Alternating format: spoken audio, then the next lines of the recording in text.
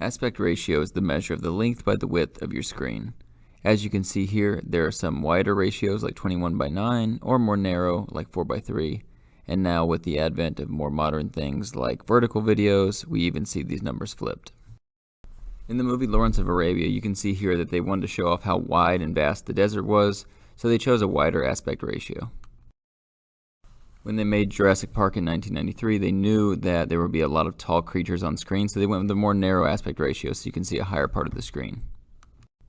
Moving the camera left or right is called panning the camera.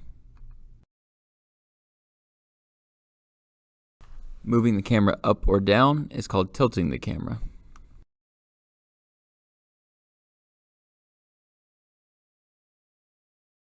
So this is an example of a wide shot here because it shows the entire space, as well as an establishing shot because this is the first time we're seeing this new environment. There's a rule in filmmaking called the 180-degree rule, in which when two characters are talking, you draw an imaginary line between them, and then you pick a side of the line, left or right, and you only shoot from that side, and you don't cross that line.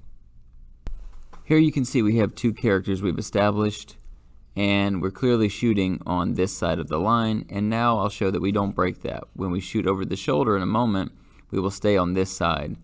This is also an example of a profile shot, which just means that it's from the side. As you can see, we still haven't crossed the line. We're still on the same side. This kind of shot is called an over-the-shoulder shot. Notice that our character is looking from right to left. Now that we're doing an over-shoulder on the other character, he is looking from left to right. And you'll notice that we still are on the same side of the line. If we were to break the line, it would look a bit like this. As you can see, it's a bit jarring, and it works better if you stay on the same side of the line. If you're doing a clean shot of your subject like this, then it's called a clean frame. If something is blocking your view of the subject somewhat, such as the back of someone's head, it is called a dirty frame.